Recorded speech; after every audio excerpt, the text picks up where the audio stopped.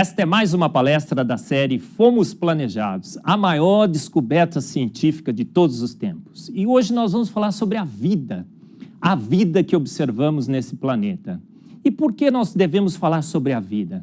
Porque, sem dúvida nenhuma, a vida é a coisa mais espetacular, mais intrigante, mais apaixonante que existe nesse universo, que existe nesse planeta, o planeta Terra. E todos nós nos perguntamos: de onde viemos? Como que a vida se estabeleceu nesse planeta Terra? Será que evoluímos lenta, gradual e sucessivamente? Será que nós temos o macaco como nosso ancestral? Ou será que uma mente inteligente, um ser consciente, estabeleceu a vida nesse universo do jeitinho como ela é? Um tudo ou nada? Será? Será então que forças naturais não guiadas estabeleceram a vida nesse planeta? Ou será que foram os ETs que depositaram a vida nesse planeta, trouxeram o primeiro casal para esse planeta? Questões que nós nos debatemos desde o início da humanidade. E por que nós devemos estudar a vida ao nível molecular? Porque nós sabemos, tudo é química, não é? Tudo nós explicamos através de processos moleculares, através de moléculas que regem o funcionamento da vida, através de átomos e moléculas que regem o funcionamento do universo. Então, se nós queremos entender realmente como a vida funciona, nós devemos avaliar a vida ao nível molecular, seus constituintes moleculares, suas moléculas, as interações entre essas moléculas. E aí sim nós vamos entender como a vida funciona e poderemos fazer a melhor inferência. Será que processos naturais não guiados? Será que forças naturais estabeleceram a vida nesse planeta, o planeta Terra? Ou será que nós precisamos nos render aos fatos e admitir que uma mente inteligente orquestrou a vida nesse planeta? Então, vamos avaliar a vida ao nível molecular, porque nós sabemos que as moléculas falam e não mentem. A mensagem molecular é clara e vai nos guiar na melhor inferência. Então, quando avaliamos a vida ao nível molecular, nós descobrimos que as moléculas funcionam como o quê? Como verdadeiras caixas pretas da vida. A informação está ali, registrada nas moléculas, nas proteínas, nas enzimas, no DNA. E o que nós precisamos fazer é entender a linguagem molecular. E quando nós entendemos a linguagem molecular, nós percebemos então que há registrado nessas moléculas ecos moleculares que revelam os segredos da nossa existência. E quando então avaliamos a vida ao nível molecular, nós podemos também avaliar a viabilidade dos processos que nos dizem geraram a vida nesse planeta por forças naturais. Será que da sopa primordial, como nos contam, de moléculas inanimadas, através de um processo de evolução química, o primeiro ser vivo surgiu nesse planeta, uma sopa escaldante, ácida, venenosa? Moléculas inanimadas ali teriam a capacidade, por processos naturais não guiados, de gerar o primeiro ser, como nós estamos vendo aqui, o LUCA, Last Universal Common Ancestor, conhecido, não é, como a primeira forma de vida nesse planeta. Será que isso seria viável ao nível molecular? E será que esse primeiro ser, rudimentar, primordial, lenta, gradual e sucessivamente, formou todas as formas exuberantes de vida que nós observamos nesse planeta? Será que as histórias que nos contam nos nossos livros de evolução, de biologia, os livros de química, está certa, está correta, realmente se sustenta ao nível molecular? Ou será que nós temos que admitir a ação de uma mente inteligente na orquestração da vida nesse planeta? É isso que nós pretendemos fazer. Através de instrumentação científica, de argumentação científica, de metodologia científica, queremos avaliar a vida ao nível molecular, na busca científica de uma causa conhecida necessária e suficiente para a vida. Queremos usar as informações químicas, as informações bioquímicas, queremos deixar a nossa subjetividade lá em casa e, analisando os dados brutos, fazer a melhor inferência. Do ponto de vista molecular, o que faz mais sentido? Evoluímos através de processos naturais não guiados, ou será que uma mente inteligente, o design inteligente, é necessário para explicarmos a vida nesse planeta? E será que a história que nos conta de uma evolução não guiada é verdade? Ou será que estão nos vendendo gato por lebre? É isso que nós pretendemos avaliar hoje. Vamos procurar as evidências. Mas para a gente falar sobre vida, a gente primeiro precisa definir vida. Mas existem diferentes formas de vida nesse planeta. Temos as mais diferentes variedades de formas de vida nesse planeta. Então, como definir vida? Essa é uma tarefa muito difícil. Várias definições têm sido oferecidas, mas uma coisa é certa, líquida e garantida. A vida se estabelece nesse planeta através de uma unidade básica, a célula. Todos os organismos vivos que habitam esse planeta, organismos que têm vida com V maiúscula, apresentam essa unidade básica, a célula. Então é isso que nós queremos fazer, analisar a célula, a unidade básica da vida, ao nível molecular.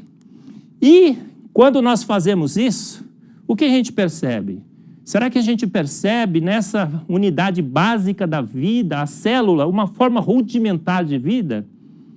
Ou será que a gente percebe ali um organismo que tem tarefas extremamente complexas, fundamentais? É isso que a gente vê. A gente vê que realmente vida, para se chamar vida, para se estabelecer como vida, ela precisa fazer 3 coisas essenciais. Todo organismo vivo tem que ser capaz de, em primeiro lugar, se reproduzir. Ele que tem que ter mecanismos de autopreservação. Senão ele existe como vida no momento e depois não existe mais. Ele tem que se reproduzir, se autopreservar. Essa é uma característica essencial do ponto de vista molecular para um organismo vivo. Mas será que é só isso? Não, nós temos a segunda condição essencial para todo organismo vivo. Ele precisa armazenar e processar energia. Ele precisa ter o autossustento. Ele precisa capturar a energia interna, ele precisa processar essa energia, ele precisa armazenar, ele precisa liberar essa energia no momento certo. Se ele tem muita energia, ele tem que armazenar de novo em baterias moleculares essa energia. Armazenar e processar energia. A segunda condição indispensável para todo organismo vivo.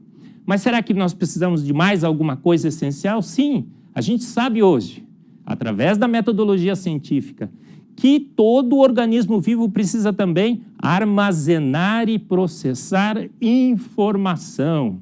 O terceiro elemento essencial da vida. A vida se faz de matéria, a vida se faz de energia, mas a vida se faz também de informação. E a gente sabe que informação é imaterial, ela não emana de energia, ela não emana de matéria, e parece indicar que emana exclusivamente de uma ação inteligente, de uma mente inteligente. Essas são as 3 condições essenciais, mas quando a gente vai analisar o nível molecular, a gente vê que todo organismo vivo, para executar essas 3 tarefas essenciais para a vida, ele precisa de 9 requisitos moleculares. Ele precisa, em primeiro lugar, uma membrana celular para o proteger do ambiente externo. O universo, a atmosfera, as forças naturais são inimigas da vida. Então, esse organismo vivo ele precisa se proteger. Ele se protege através de uma membrana celular extremamente bem estruturada, equilibrada, uma engenharia química sem par, protege a vida dentro da célula através de membranas celulares. Essa membrana celular, ela precisa agora, não isolar a vida, mas agora essa membrana precisa agora capturar energia externa.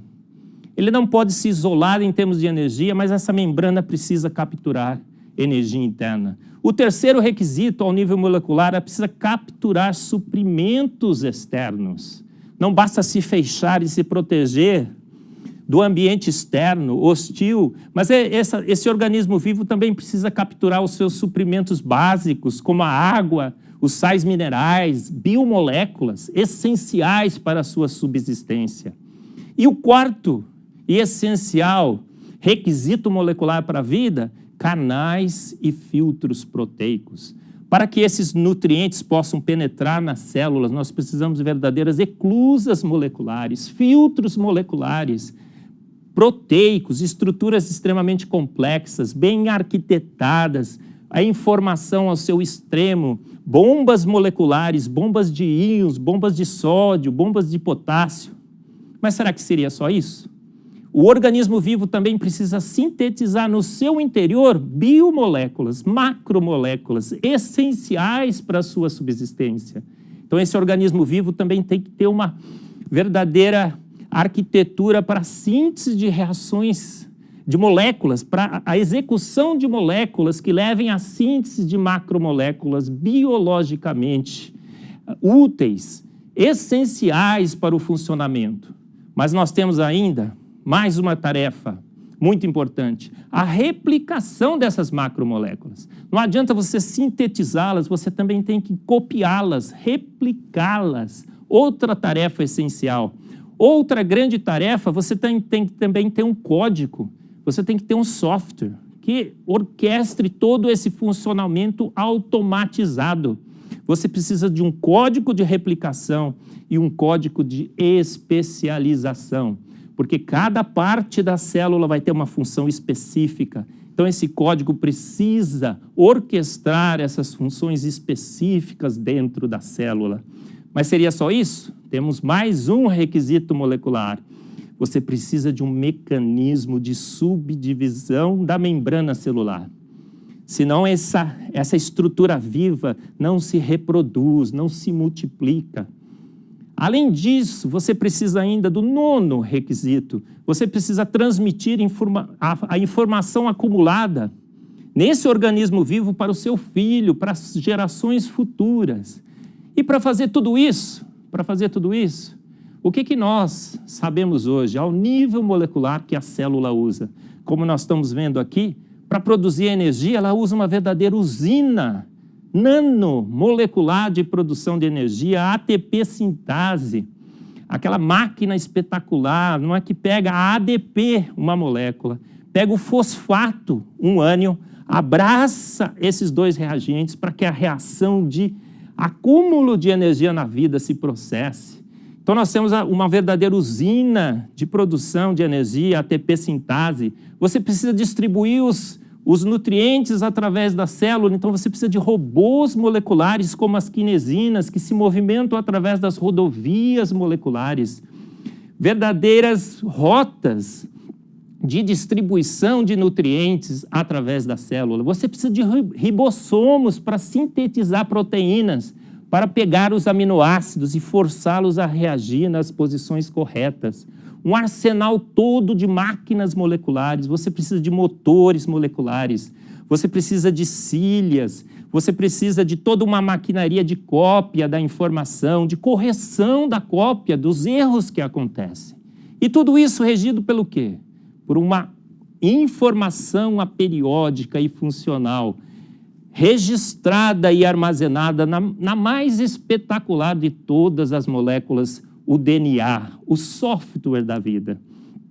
E se a gente vai mais detalhadamente, tentando entender o que acontece ao nível molecular, com os requisitos para um organismo vivo, a gente vê também que a vida, para estabelecer aquela camada protetora, aquela pele, aquele escudo protetor que isola a vida do meio ambiente hostil, nós precisamos de um verdadeiro coquetel de moléculas extremamente especializadas. Os fosfolipídios são moléculas que têm um grupo polar, tem um grupo fosfato, tem uma molécula de glicerol ali adicionada. Você tem cadeias longas, lineares de ácidos graxos. É um conjunto extremamente bem arquitetado, escolhido a dedo, um ajuste fino molecular para você formar moléculas que agora se encaixam nessa pele, se encaixam nesse escudo e formam uma camada protetora que isola a vida do meio ambiente hostil. Mas será que somente esse coquetel de fosfolipídios seria suficiente? A resposta é não. Você ainda precisa, nessa camada protetora, nesse escudo, de canais, de filtros, como, por exemplo, as aquaporinas. Você não pode isolar, você precisa ter entrada e saída de água da célula. Então você tem, por exemplo, esses canais proteicos, são verdadeiros filtros que filtram exatamente moléculas de água. Somente moléculas de água vão passar por esse filtro. Você pode ter água impura no exterior da célula, somente moléculas de água cristalina, 100% de moléculas de água pura vão passar por esse filtro. E passando água, passaria ácido, mas você tem naquele filtro um alicate molecular que corta, que impede a passagem de ácido. Então esse é um outro grande requisito para a vida. Bombas de íons e filtros de água conectados à membrana celular para estabelecer um organismo vivo, viável. Mas será que só isso? O que você precisa mais? Esse organismo vivo, às vezes, precisa se locomover, precisa se mover a distâncias, a locais específicos dentro da célula. Então você precisa do quê? De motores moleculares. Verdadeiros motores moleculares que se encaixam na membrana celular e que proporcionam ao organismo vivo, as bactérias, o espermatozoide, para que ele se movimente através dos fluidos que sustentam a vida. Verdadeiras máquinas moleculares, rodando a 100.000 rotações por minuto, com rotores, estatores, com O-rings, todos ali perfeitamente encaixados na parede celular. Mas será que só isso? Para construir todo esse arsenal de máquinas, para construir todos esses filtros, essas bombas, nós precisamos das moléculas mais essenciais para a vida. As proteínas, como nós estamos mostrando aqui nesses slides. E do que são constituídas as proteínas? 20 tijolos básicos da vida, chamados de aminoácidos. Para construir proteínas nas suas formas tridimensionais específicas, que vão se encaixar nessas máquinas moleculares, você precisa de um conjunto bem ajustado, um ajuste fino de forças intermoleculares que vão moldar as estruturas tridimensionais dessas proteínas. Então você precisa dos 20 aminoácidos essenciais que viabilizam a vida nesse planeta. Mas aminoácidos têm uma propriedade muito específica e interessante. O que acontece com os aminoácidos é que, na natureza, a gente observa que o mesmo aminoácido, ele pode ter uma variação de forma muito tênue. Esses aminoácidos podem se assemelhar à mão direita ou à mão esquerda. E na natureza, o que nós temos? Nós temos uma mistura, 1 para 1, 50% de cada um deles aparece nos processos naturais não guiados. Quando um químico sintetiza aminoácido em seu laboratório, o que acontece? A gente forma as duas formas, na mesma proporção. Mas o que a gente observa na vida? A vida é inviável se as duas formas estão ali presentes, porque a forma das proteínas é tudo. Então você precisa direcionar a sua proteína, você precisa moldar essa proteína. E se você coloca um aminoácido que vira para a direita, deveria virar para a direita, e substitui por um aminoácido que vira para a esquerda, você torce a sua proteína 90 graus, você perde toda a coerência estrutural e a forma da sua proteína é corrompida, é perdida, e aquela máquina molecular não se forma mais. Então, para que a vida se estabelecesse nesse planeta, a gente precisou de um verdadeiro milagre químico. Dos 2 aminoácidos naturalmente presentes nesse universo, nesse planeta, foi necessário, em um determinado momento, a separação desses aminoácidos e a seleção de um desses aminoácidos. Um milagre que, aparentemente, nem mesmo o São Tempo da evolução teria capacidade de fazer. Mas será que é só isso? toda essa maquinaria, todas essas proteínas, todos esses aminoácidos, para serem sintetizados, para serem conectados, precisam de informação, precisam de um software regendo tudo isso. E esse software aparece aonde? Na molécula de DNA, o software da vida. Aquela molécula que armazena, que orquestra a informação da vida. E quando a gente vai olhar a molécula de DNA ao nível molecular, o que a gente vê? Na realidade, aqui não são só aminoácidos, não é uma única classe de substâncias químicas, mas agora nós temos 3 classes distintas. Nós temos o fosfato, o ânion inorgânico. A gente tem um açúcar, e um único açúcar, um açúcar específico, a ribose. E a gente vai olhar lá e vemos que nós temos 4 bases nitrogenadas, somente 4.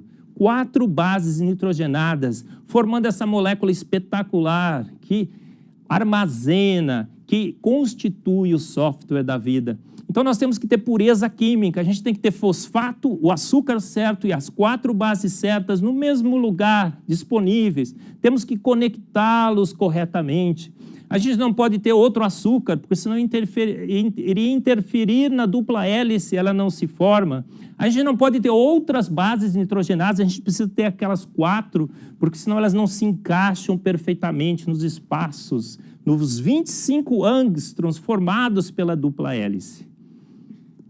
Outro milagre, que parece que o São Tempo da evolução não poderia ter feito, é também selecionar o enantiômero correto para o açúcar. A gente sabe também que os açúcares, como os aminoácidos, apresentam também esse fenômeno de se direcionarem no espaço como a mão direita ou como a mão esquerda. Quando a gente vai olhar o DNA, a molécula que constitui o software da vida, o que a gente vê? Vê que há uma pureza química enantiomérica, apenas das 2 possibilidades que as forças naturais poderiam ter criado em proporções iguais está ali presente. Todos os açúcares da vida apontam para a direita, são do tipo D, puramente selecionados, uma pureza química e enantiomérica regendo a construção das moléculas da vida. E há, nesse jogo todo, nesse emaranhado de processos químicos que a gente deve avaliar ao nível molecular, um grande dilema. Por quê? Como nós estamos vendo aqui, para você ter a molécula de DNA, esse software da vida, você precisa de toda uma maquinaria de síntese, de leitura, de interpretação, de correção, que é formado por quê? Por proteínas, várias proteínas e várias enzimas. E quem é que rege a síntese dessas proteínas e dessas enzimas? O DNA. Então, o que é que veio primeiro? O DNA, que expressa as proteínas e as enzimas, ou as enzimas e as proteínas que sintetizam o DNA.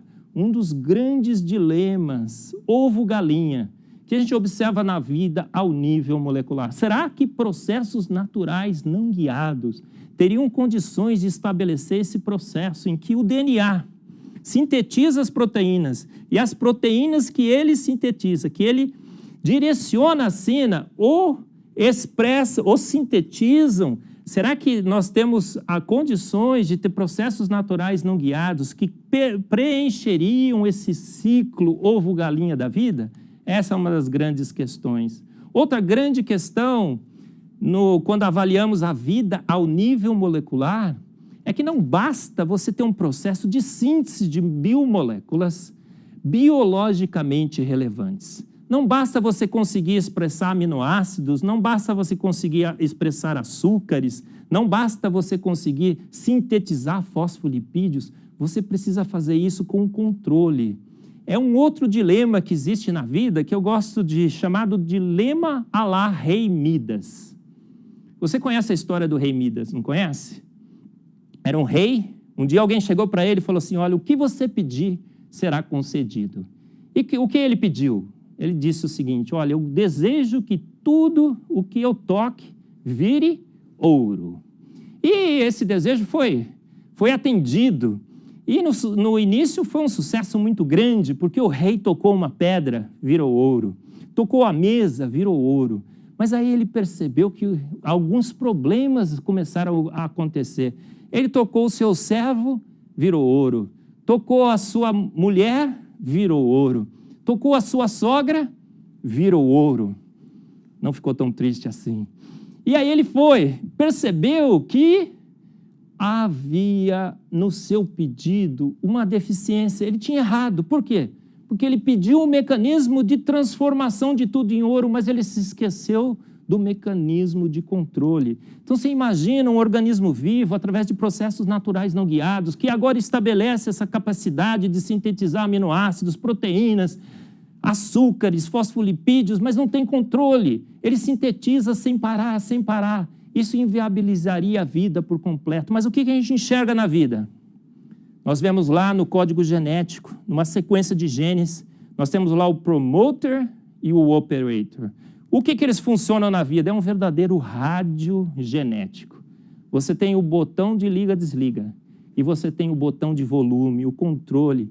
Controle na vida é tudo. Então, o organismo vivo, além de executar todas essas funções, ele tem que saber a hora certa de executá-las, ele tem que saber a intensidade certa, ele precisa de verdadeiros rádios genéticos. Então, gente, como é que seria a vida?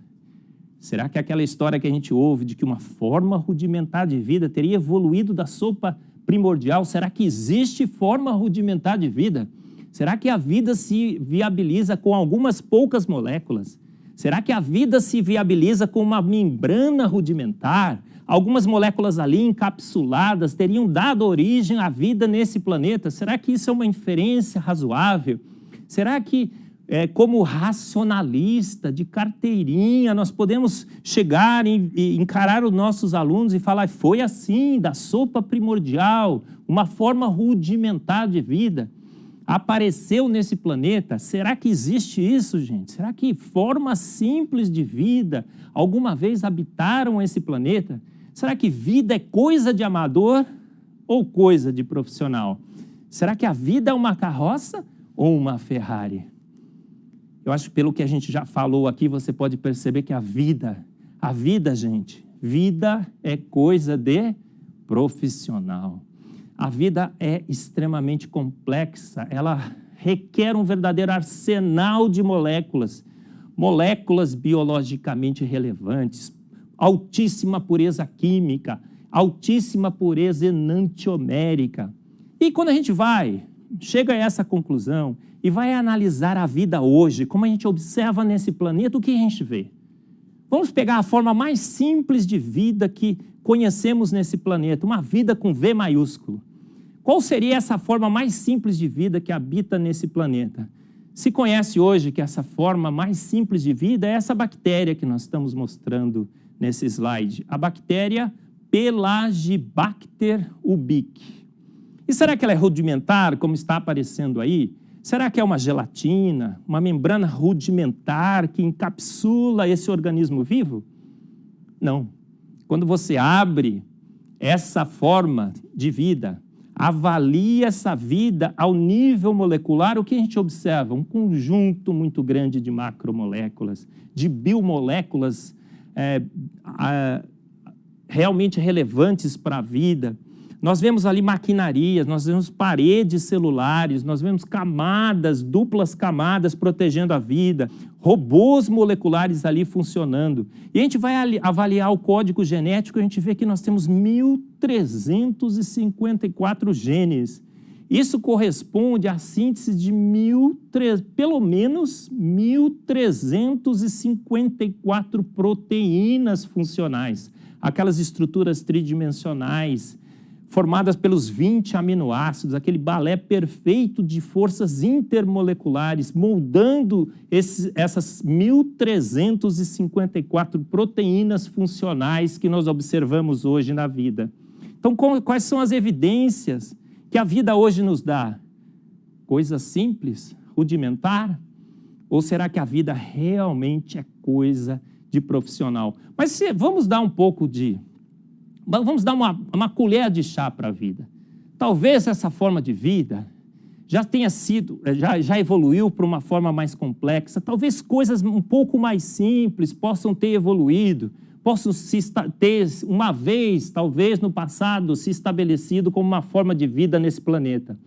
Então, cálculos têm sido feitos, simulações têm sido feitas, tem sido analisado outros organismos que não têm todos aqueles requisitos essenciais para uma vida com V maiúscula. E o que a gente tem observado?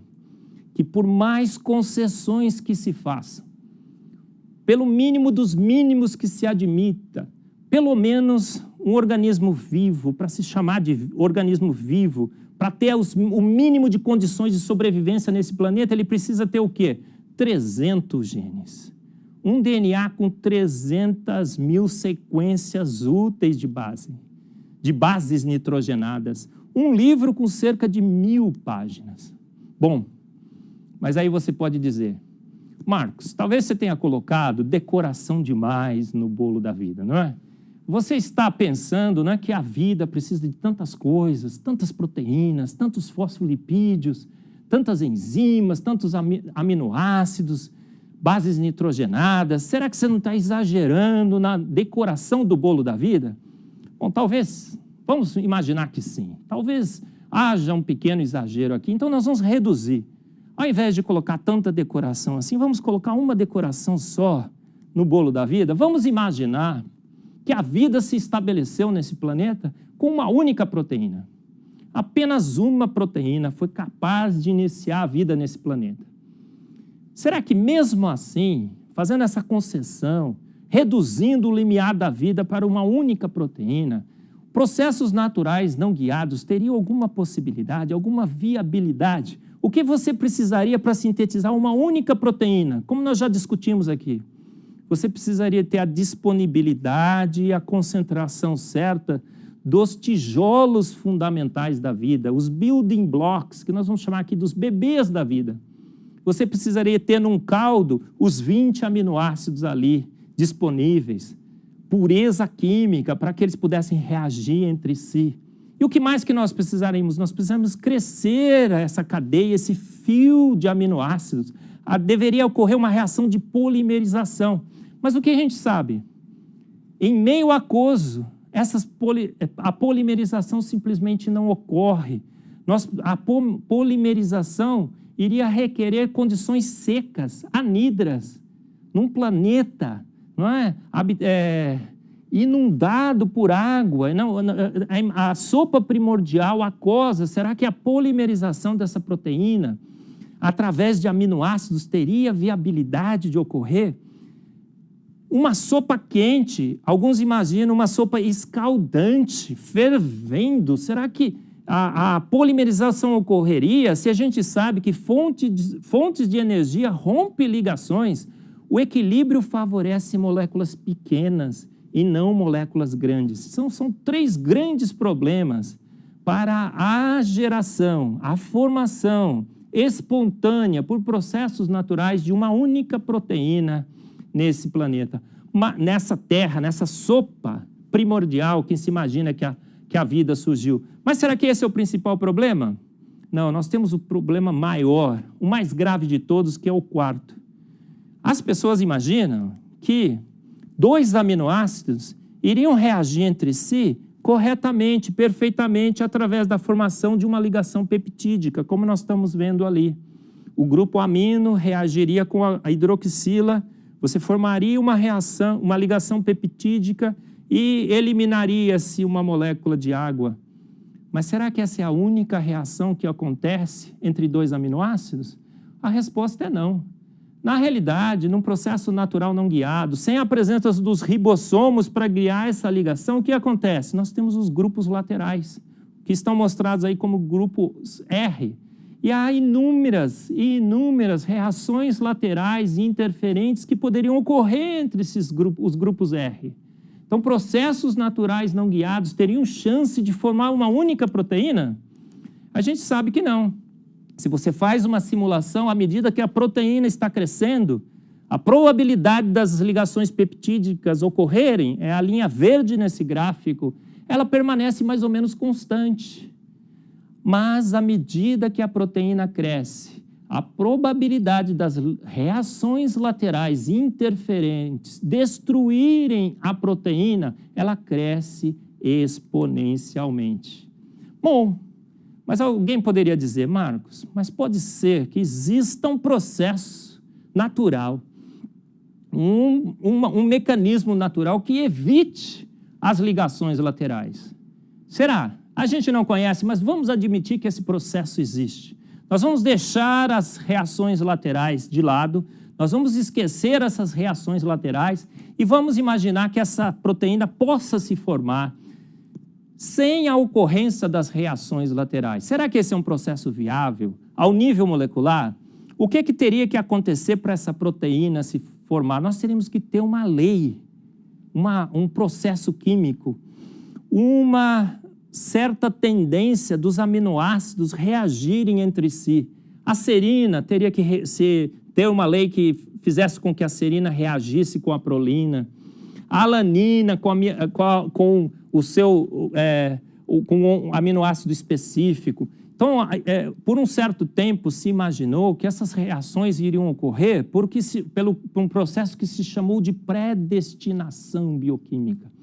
Há uma lei natural não conhecida que vai fazer com que esses aminoácidos reajam entre si e fazer com que essa proteína cresça por processos naturais não guiados. Mas o que se observa nas proteínas é que a ligação entre esses aminoácidos não segue periodicidade alguma, não há lei nenhuma. A ligação entre esses aminoácidos é semântica, é aperiódica, não segue um processo específico. Então, a existência dessa lei não se mostra nos processos que guiam a vida. Será que o acaso poderia, então, ter formado essa proteína? Não existe lei que rege a formação dessa proteína, não existe lei que especifica as reações entre aminoácidos pré-definidos, mas talvez o acaso, se você joga esses aminoácidos na sopa, eles poderiam se juntar formando uma única proteína. Cálculos foram feitos sobre a possibilidade de um processo regido pelo acaso ter formado uma proteína, e qual foi o resultado? A probabilidade desse processo se formar simplesmente esgota todos os recursos probabilísticos deste universo.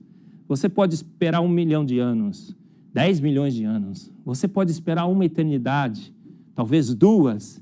Mesmo assim, o acaso não vai fazer com que uma proteína funcional, com 150 átomos, por exemplo, se forme por processos naturais não guiados. Ah, mas alguém disse o seguinte, Marcos, mas uma proteína funcional talvez tenha se formado pela ação da seleção natural pré-biótica. Será?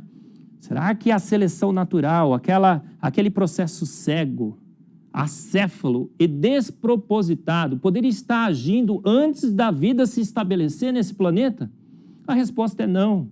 A seleção natural só age sobre organismos vivos. Então, isso seria uma desesperação. Imaginar que a seleção natural pudesse estar agindo antes da vida se estabelecer nesse universo. Bom, mas alguém poderia dizer o seguinte, então.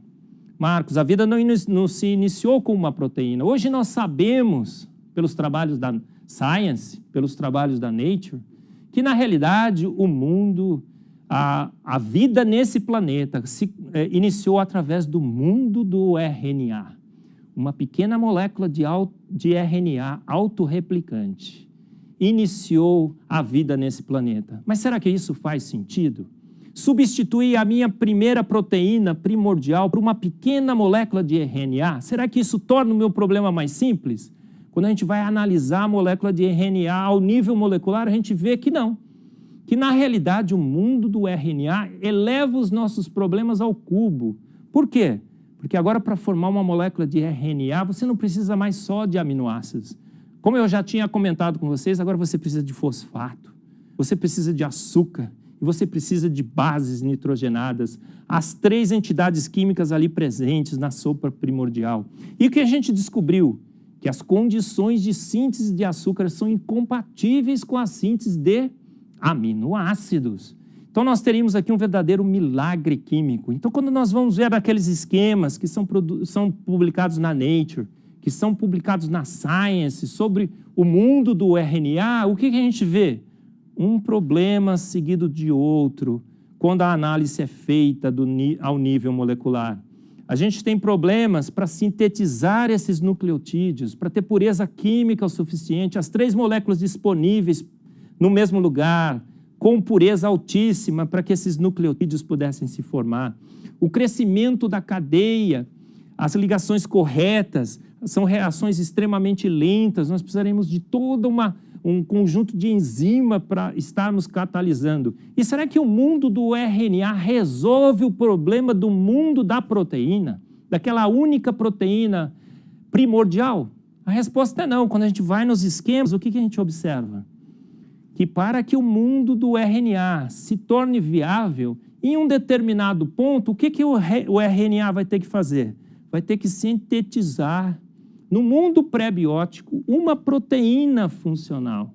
Uma proteína, talvez, de 150 aminoácidos. Então, todos os problemas do mundo das proteínas são agora transmitidos para o mundo do RNA. Então, além dos problemas que o mundo do RNA traz em si, ele carrega consigo as restrições do ponto de vista molecular do mundo proteico.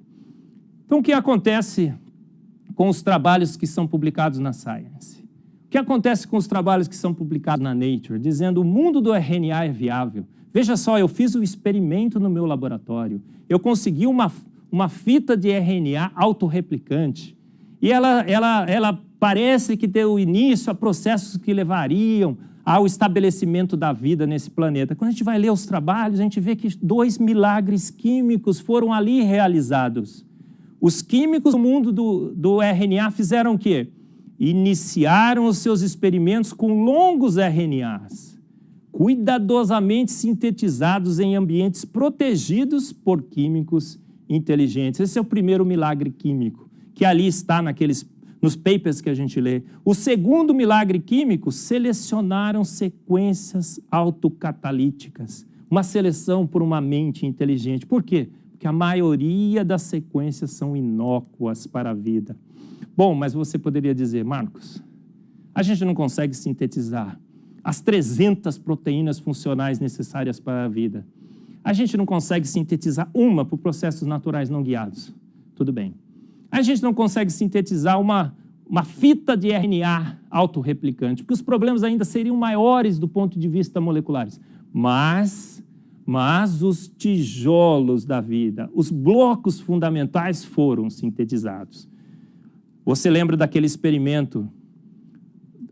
Oparin fez uma proposta e Stanley Miller, um dia, montou um equipamento em seu laboratório, gerou uma atmosfera parecida com a atmosfera primordial e, através de uma faísca elétrica, num ambiente úmido de vapor d'água, gerou os blocos fundamentais da vida.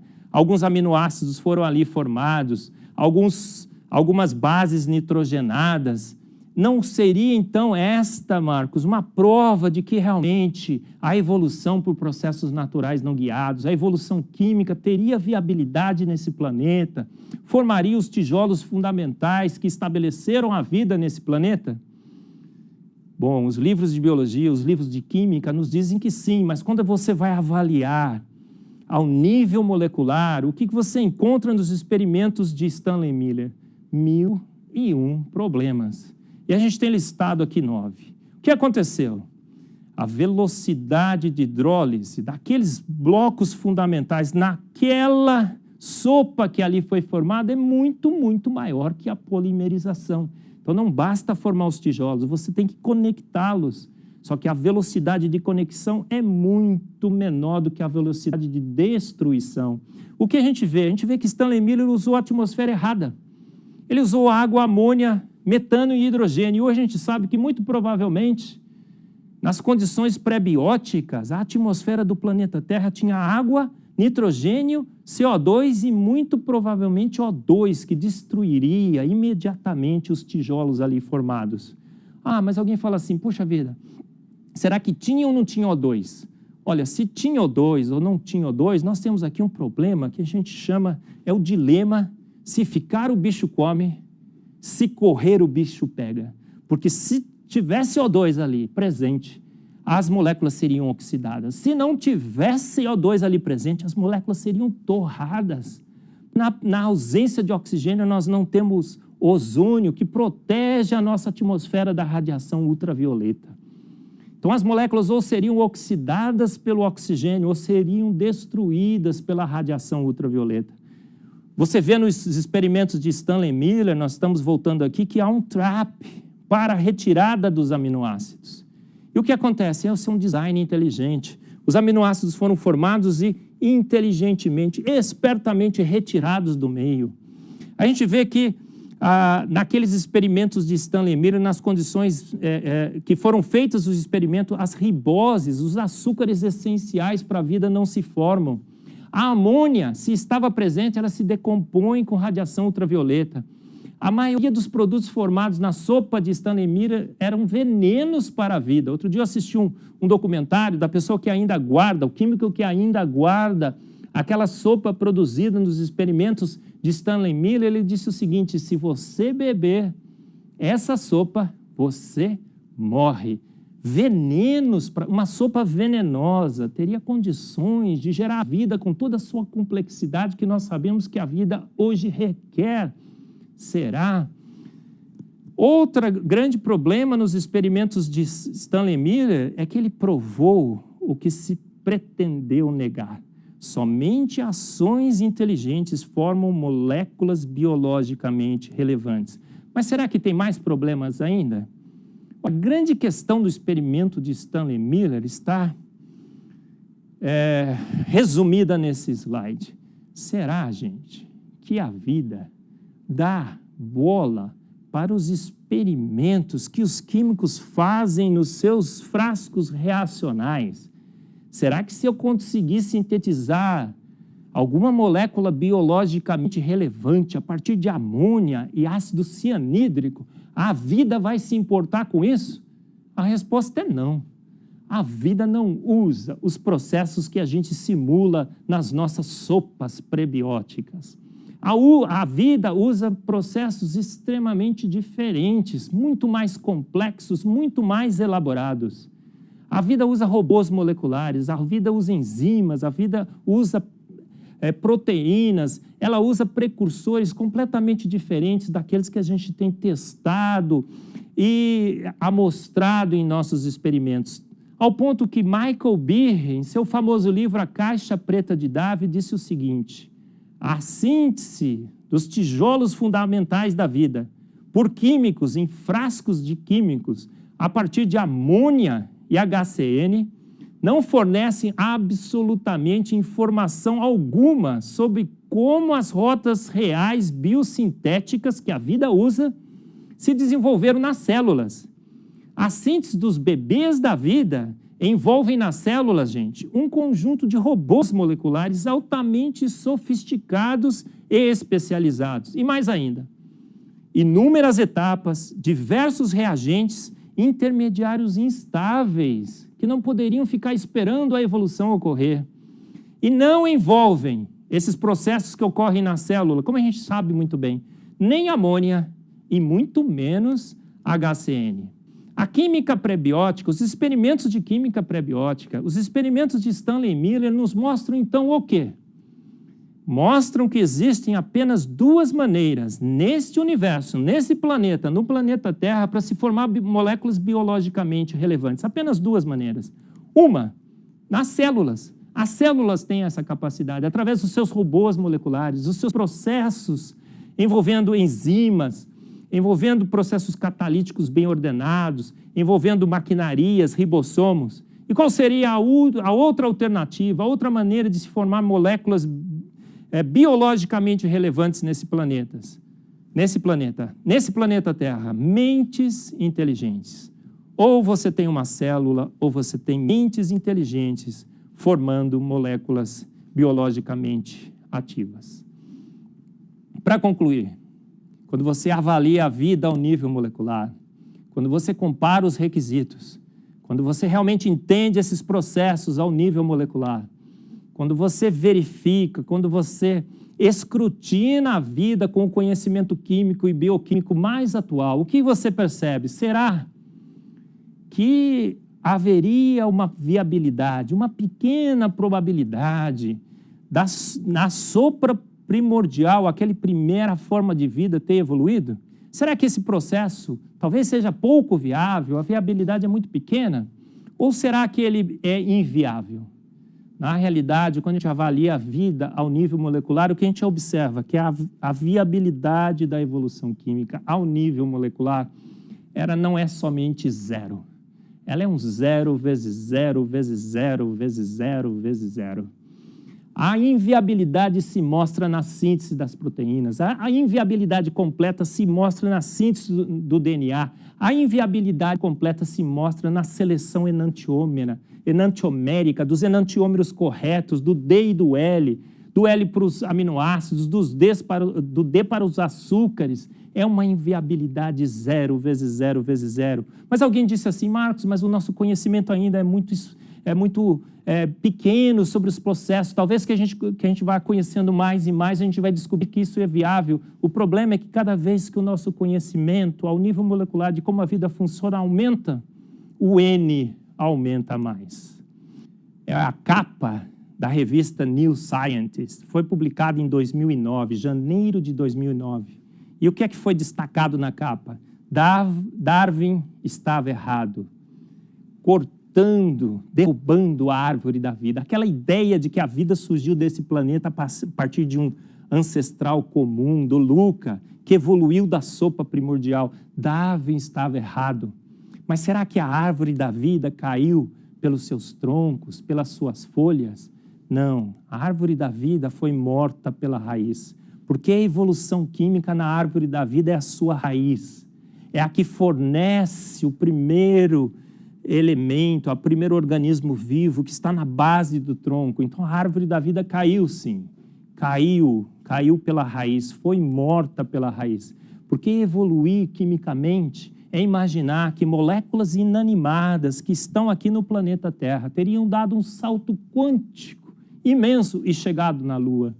E quando a gente vai olhar os processos que poderiam dirigir esse mecanismo, a gente percebe que são equivalentes a pedalar pela superfície da Terra.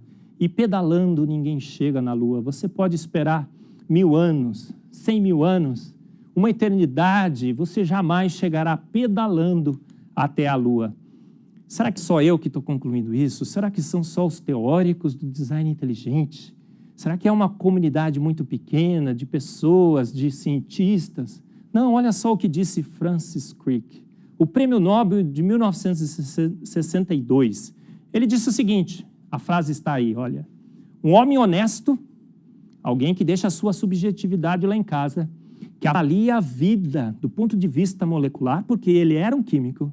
Ele disse o quê? De posse de todo o conhecimento atual, químico, bioquímico, pode somente declarar que a origem da vida aparenta hoje ser quase um milagre. Aquele foi muito polido, né? Foi um gentleman.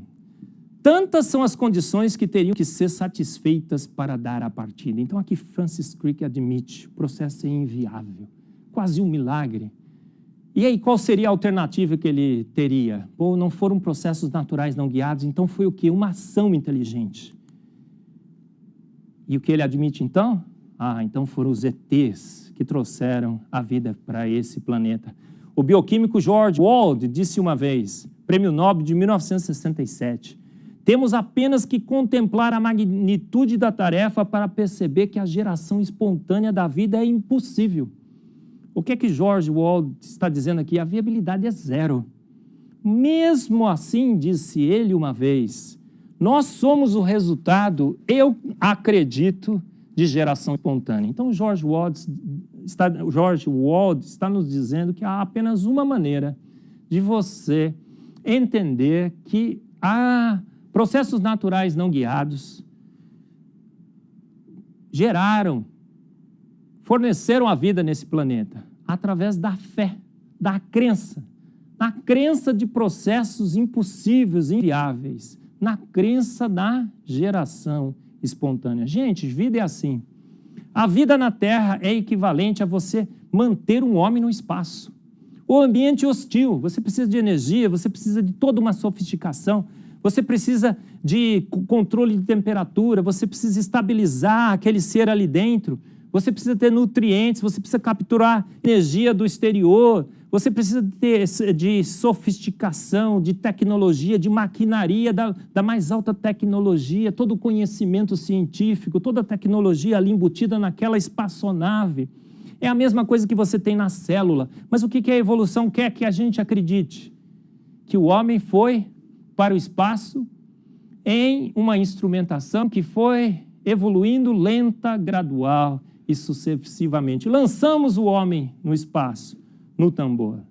E depois implementamos ou aumentamos a complexidade da sua proteção, da sua nave. Será que isso é possível? Concluindo então, a evolução, como disse Charles McComb uma vez, a evolução espera que você não saiba química. A evolução espera que você não avalie a vida ao nível molecular. Porque quando você avalia a vida ao nível molecular, o que você percebe? O que você passa a conhecer? Você passa a conhecer a vida ao nível molecular e os requisitos moleculares essenciais para o estabelecimento, para o sustento, para a autopreservação, a automação da vida. E aí você percebe que as moléculas falam e não mentem. E aí você acha que você avalia a possibilidade, será que evoluímos como nos dizem os livros de biologia e química? Aí você vai observar que, na realidade, estão te vendendo realmente gato por lebre. Conclusão, quando você avalia a vida ao nível molecular, quando você entende química e bioquímica, quando você consegue entender a linguagem molecular, você vê que ali estão registrados ecos moleculares. E a mensagem desses ecos moleculares é muito clara. Mente inteligente. A única causa conhecida, necessária e suficiente para a vida. Mas será que é só o Marcos que está falando isso? Não, são vozes do presente.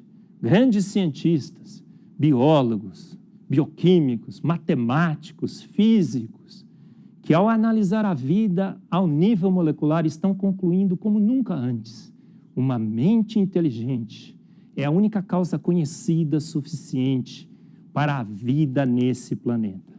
Se você gostou do debate, se você gostou de conhecer como a vida funciona ao nível molecular, se você gostou de conhecer os argumentos, as evidências que a teoria do design inteligente apresenta para a orquestração do universo e da vida por uma mente inteligente nesse planeta, acesse o Fomos Planejados.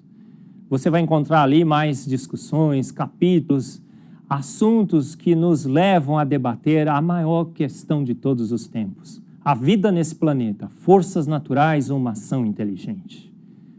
Para que você tenha a resposta certa, você precisa conhecer, ter acesso aos argumentos ao nível molecular. É isso que o Fomos Planejados te oferece. Muito obrigado.